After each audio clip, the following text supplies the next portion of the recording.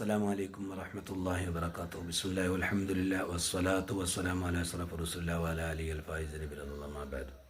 ഈ അടുത്ത് കേട്ട ഒരു വേദനിപ്പിക്കുന്ന വാർത്തയാണ് ഒരു സഹോദരി കിടപ്പറയിൽ പാമ്പ് കടിയേറ്റ് മരണപ്പെട്ടു എന്നത്. നിങ്ങളെല്ലാവരും അറിഞ്ഞാണ്. അള്ളാഹു അത്തരം വിപത്തുകളെ തൊട്ട് നമ്മയും നമ്മുടെ കുടുംബത്തെയും കാത്തുരക്ഷിക്കട്ടെ. ആ സഹോദരിക്ക് അള്ളാഹു പുറത്തു കൊടുക്കട്ടെ.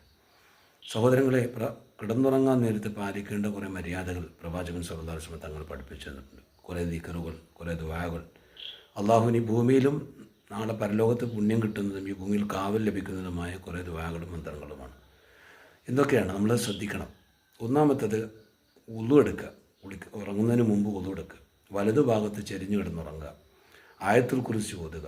അതുപോലെ തന്നെ തസ്ബീഹും തഹ്മീദും തക്ബീറും ചൊല്ലുക 33 പ്രാവശ്യം.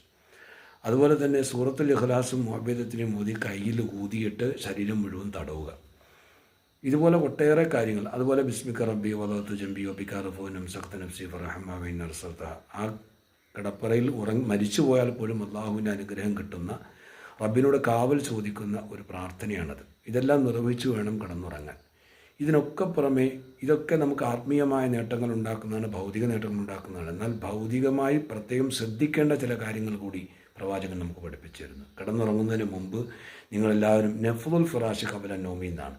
നിങ്ങളുടെ വിരിപ്പിനെ നിങ്ങൾ ശരിക്കും വൃത്തിയായി കുടഞ്ഞ് വൃത്തിയാക്കിയിട്ടും കിടന്നുറങ്ങാൻ. കാരണം പ്രവാചകൻ പറയുന്നത് ഫഇന്നഹു ലാ യഅലമു മാ ഖൽഫഹു, അതിൻ്റെ പിന്നിൽ എന്തെങ്കിലും ഉണ്ടാവും, അറിയില്ലല്ലോ.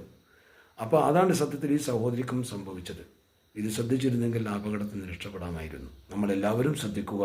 വിരിപ്പ് നന്നായി കുടഞ്ഞ് വൃത്തിയാക്കി ഒന്നുമില്ല എന്ന് ഉറപ്പുവരുത്തിയതിന് ശേഷം കിടന്നുറങ്ങുക. പിന്നൊരു കാര്യം പ്രവാചകൻ പറയുന്നത്, വിളക്കുകൾ അഥവാ തീകളുണ്ടെങ്കിലെല്ലാം അണക്കണം. പ്രവാചകൻ അതിന് കാരണം പറയുന്നത് ഇന്നമായി അതുപുല്ലക്കും, നിങ്ങളുടെ ശത്രുവാണ് തീ, അത് ചിലപ്പോൾ നിങ്ങൾക്ക് അപകടമുണ്ടാക്കും. മറ്റൊരു കാര്യം പ്രവാചകൻ പറയുന്നത്, വാതിലുകൾ അടക്കുകയും പാത്രങ്ങൾ തുറന്നു വെക്കാതിരിക്കുകയും ചെയ്യുക. നമ്മുടെ വീടുകളിൽ നമ്മുടെ സാധനങ്ങൾ വെച്ചിരിക്കുന്നതും നമ്മൾ ഉപയോഗിക്കുന്നതുമായ പാത്രങ്ങൾ ഒരിക്കലും തുറന്നു വെക്കാതിരിക്കുക. പ്രവാചകൻ ഒരു ഹദീസിൽ പറയുന്നത് കാണാം, ഫൈന്ന ഫിസ്സനത്തി ലൈല, ഒരു വർഷത്തിലൊരു രാത്രിയുണ്ട്, യൻസുലു ഫീഹി വബാഉൻ, ആ രാത്രിയിലാണ് മാരകമായ രോഗങ്ങൾ ആകാശത്ത് നിന്ന് ഇറങ്ങി വരുന്നത്. നബി സല്ലല്ലാഹു അലൈഹി വസല്ലം തങ്ങൾ പറയുന്നത്, തുറന്നിരിക്കുന്ന ഏതൊരു പാത്രമുണ്ടോ അതിൽ നിന്നും മാരകമായ രോഗത്തിൻ്റെ ഒരു അംശം കടക്കാതെ പോവില്ല എന്നാണ്. സത്യത്തിൽ നിങ്ങൾ ആലോചിച്ച് നോക്കി, ഇന്ന് നമ്മൾ അനുഭവിക്കുന്ന മാരകമായ രോഗങ്ങളുടെ കാരണം ഒരു പക്ഷേ ഇതായിക്കൂടെ?